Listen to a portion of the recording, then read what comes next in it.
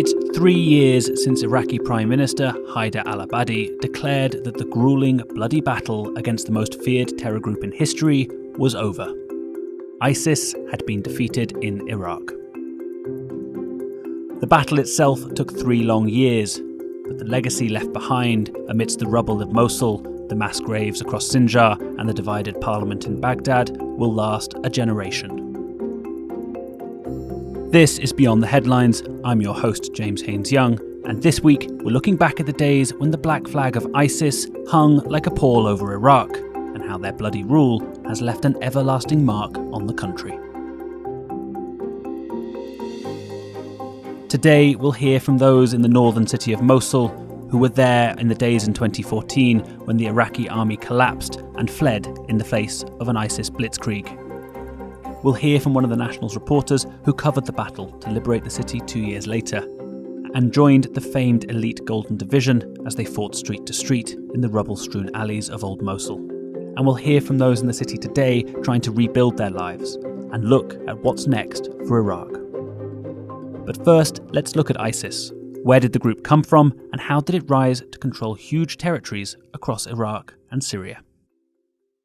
Many of us will have first started hearing about ISIS in around mid-2013, when the group really started to gain ground in the bogged-down Syrian civil war, where it began hoovering up smaller, hardline factions, seizing territory and establishing its rule.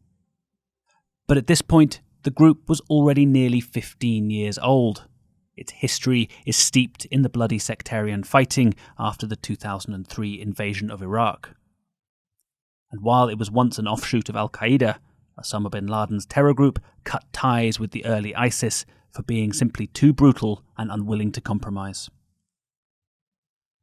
But in the crucible of the Syrian war, ISIS emerged as one of the most cunning, competent and brutal factions, allowing them to infiltrate, gain ground and local support for establishing order in the chaos, and then slowly enacting their uncompromising rule. It controlled major cities from Aleppo to Raqqa when, in 2014, it crossed into Iraq. Despite trillions of dollars of US funding and equipment to build and train the Iraqi army, the soldiers turned and fled in the face of the onslaught. In a matter of days, ISIS had taken Mosul, a major city of over 1.5 million people, and it looked like it could fall on Baghdad and take the capital, or even push into the relative safe haven of the semi-autonomous Kurdish region of Iraq.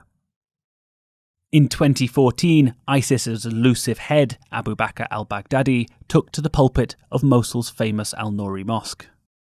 He declared the establishment of a religious caliphate that spanned across Syria from the Levant to the deserts of the border regions to the fertile lands of old Mesopotamia.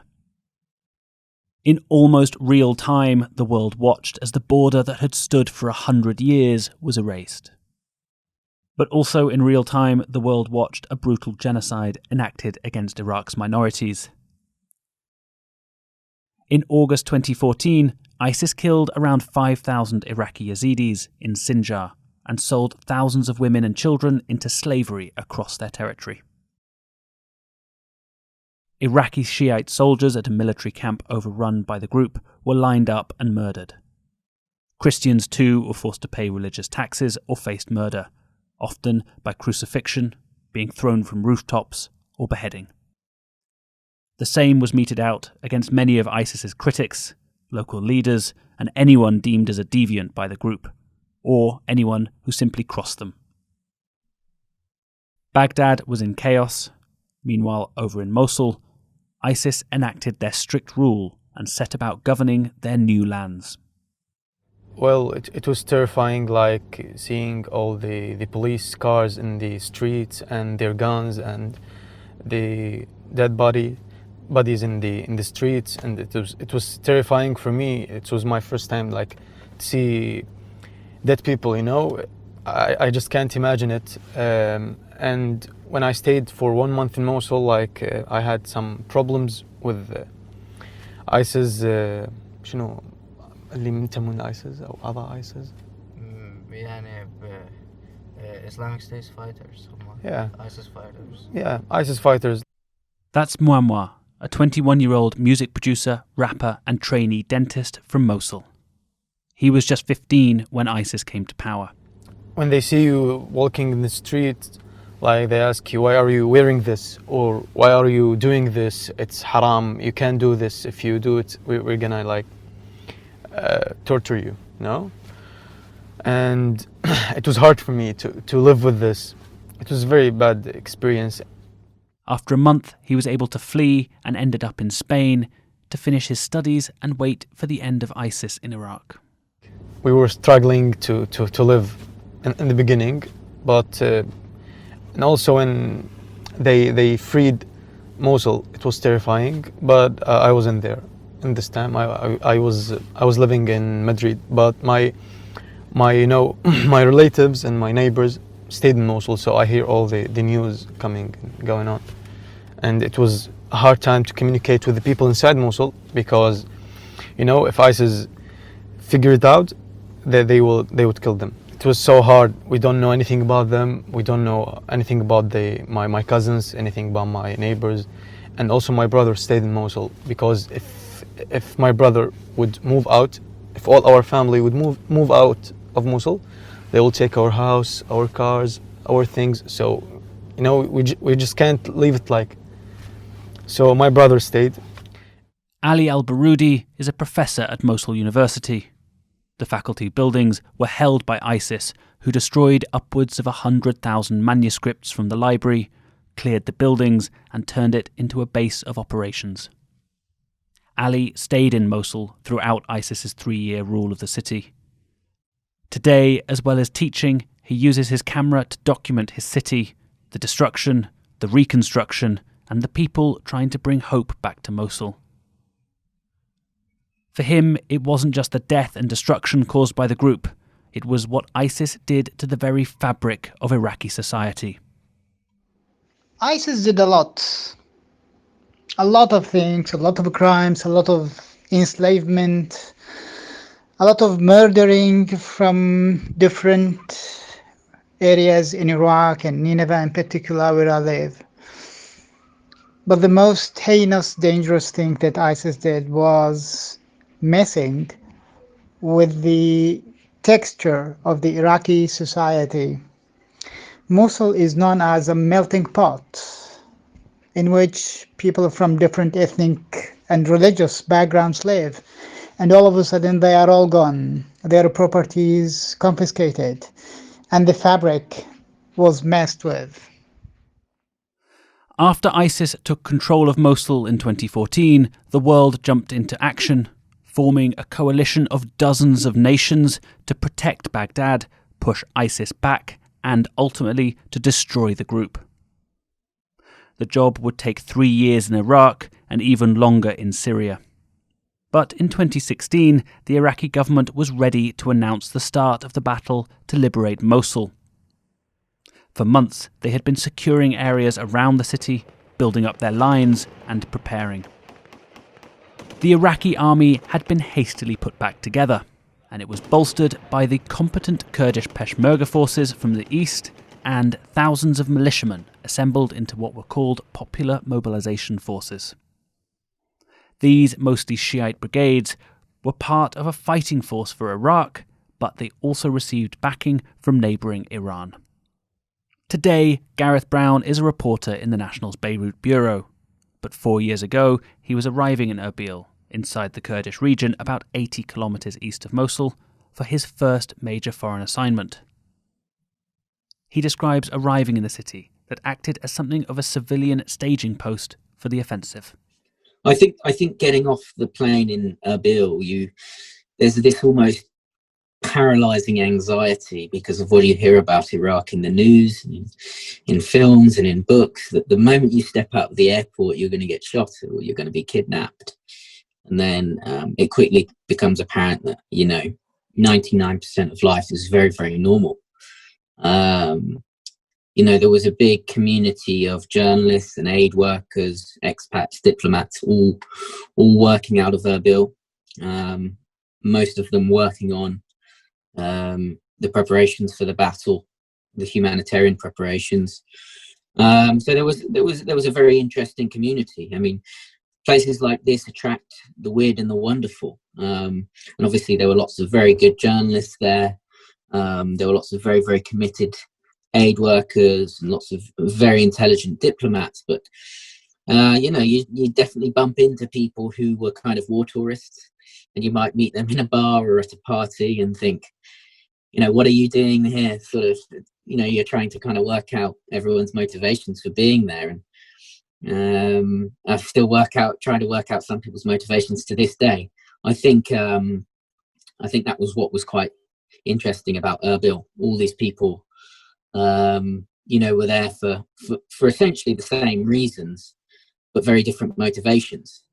Something that stood out almost immediately, Gareth says, is that while from overseas, the story of ISIS in Iraq was about geopolitics, terrorism and conflict, for Iraqis, it was about people. The looming offensive was on everyone's minds, and everybody was impacted.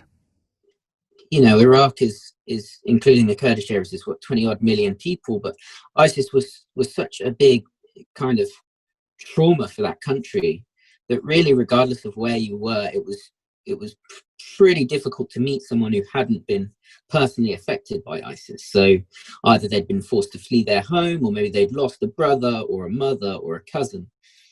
So it wasn't this kind of big geopolitical story that many people see it as.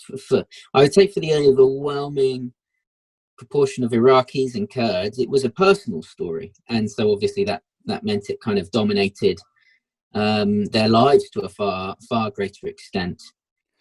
And while the offensive was seen as the real beginning of the end of ISIS, for many, there was a fear about what the battle would also bring. People were looking forward to getting rid of this threat, this enemy. They were looking forward to having it dealt with.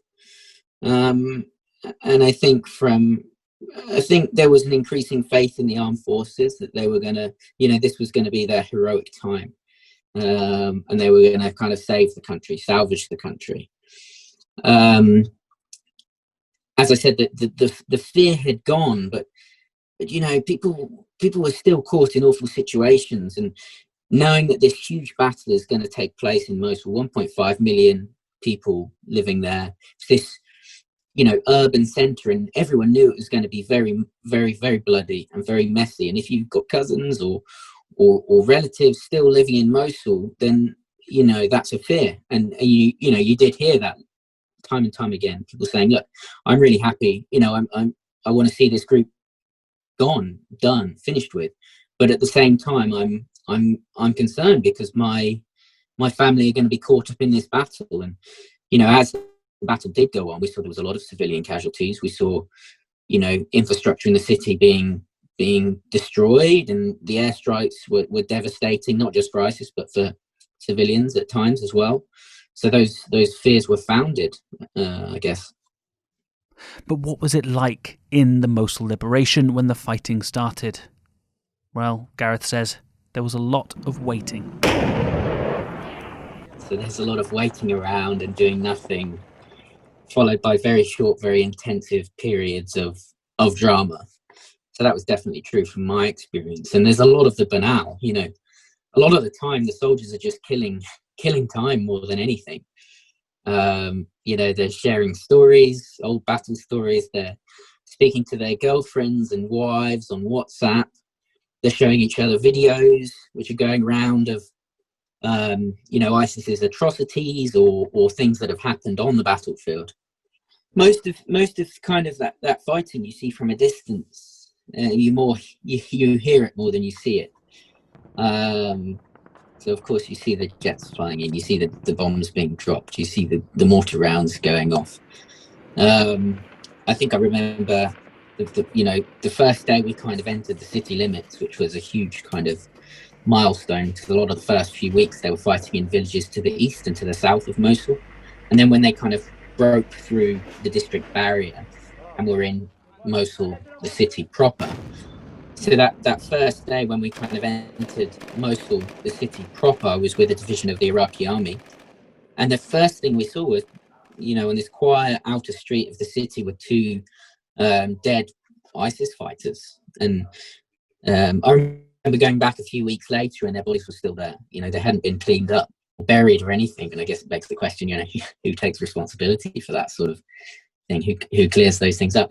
But yeah, I mean, a lot of the fighting you see from a distance. Obviously, there's really serious safety precautions, but then every so often, usually unplanned, you are right in the thick of it. I recall a day in the city's west. I was with the ERD, which was a Ministry of Interior unit, the Emergency Response Division, being on a rooftop, and these soldiers were kind of showing me their kind of field of view from the rooftop. And, before I knew it, these rounds started pinging in. And I remember, basically lying on the floor, hiding behind this wall. And then the rounds were hitting the wall behind me, and I was getting kind of covered in the plasterboard as it chipped off. And each round that came in is getting closer and closer. But those moments are, they're obviously dramatic, and perhaps they make for a good story, but they're a real minority. The battle for Mosul lasted from October 2016 to July 2017. The army, the militias and the Peshmerga fought to clear the streets of ISIS fighters, booby traps and IEDs. The threat of car bombs, of sneak attacks and of ambushes was ever present. Artillery and airstrikes rained down on the city, but it wasn't just ISIS still there. There were also thousands of civilians, held as human shields. Something that struck Gareth is seeing the people who managed to escape the caliphate, reach the liberated front lines and cast off the tyrannical rule of ISIS. There was quite a few occasions where I was there where people were coming out of ISIS-held territory for the first time in several years. So those are probably some of the most vivid memories I have of my time there.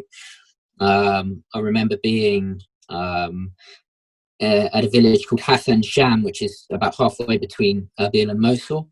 And it's where some of the main camps had been set up for those fleeing ISIS in Mosul. And, I was there, and these busloads of people, who had just come out of ISIS territory, they arrived, and all these women got off, and they were literally taking off their niqabs and throwing them on the floor. And then, one of the men that had come out with them tried to set fire to the niqabs, and I just remember this big pile of black niqabs. There was hundreds of them just sat in the sand. Another one was when this group of men came out and they hadn't been allowed to shave under ISIS, and one of the Iraqi soldiers I was with brought out an electric razor, and I kind of watched all these men shave off their beard for the first time in several years. And I just remember the kind of hairs blowing in the wind on the pavement below them. This is kind of encapsulates freedom and the sense of relief these people had as they were coming out of these areas for the first time. As the fighting drew closer to the old city of Mosul, it became more intense as the streets narrowed. The fighting was dangerous for everyone. Iraq's Special Operation Forces, known as the Golden Division, were the elite of the military, trained alongside the best of US and British military trainers and units, and they were one of the most competent and well-equipped forces that Baghdad had. In Mosul, they were often first through the door, but it came at a price. By some estimates, at least half of the force were killed in the battle. In all of the fighting to liberate Mosul, between 9,000 and 11,000 civilians were also killed. Mosul was left littered with an estimated 8 million tons of rubble. The battle was won, but at a terrible price. And ISIS isn't fully defeated. There are still remnants and hardcore loyalists held up in the mountains. Roadside bombs still go off, assassinations still take place, and on December 9th, 2020, an oil well near the Kurdistan border was set ablaze by ISIS. So the battle may have ended, but the war goes on. Mu'an returned to his hometown after the fighting and settled there to be part of the rebuilding efforts. 2016, when I came back to Mosul, and I was shocked because a lot of exploded places, houses, public places. It was like terrifying. I didn't recognize it for the first time, you know? Like, it was different. It was so different.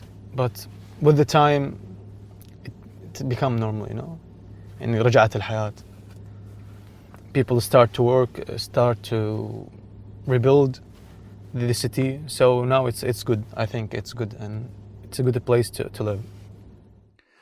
Today, Ali, the teacher at Mosul University, is documenting his city in photographs, trying to tell Mosul's story to the world now that the international camera crews that followed the fighting have left. I am documenting Mosul to try and preserve the memory of the city. I am also acting as an eyewitness to what happened, to the war that demolished a lot of Mosul, especially in the old town. I am documenting to document everyday life, the resilience of the people of Mosul to revive life after ISIS, to document the lack of services that we have, the poor role played by the Iraqi government in the city of Mosul after ISIS. Reconstruction efforts are ongoing. The international community has pledged money to help Baghdad. The UAE is funding to rebuild the 4th century Al-Nouri Mosque, that site where Baghdadi declared his caliphate and which his fighters blew up in the final days of the war. But many in the city feel frustrated at the slow progress, at the politicking in Baghdad, and alone as they search for a future. People are not quite satisfied with what's going on in the whole country and in their city in particular. The reconstruction is going so slowly. The bridges are not fully back. Reconstructing the bridges is taking too much time. Corruption, the government facilities are not operating well. The routine, the bureaucratic complications that we suffer from in our everyday life. And then came COVID-19. COVID-19 is not pretty much different from ISIS. It kept us home.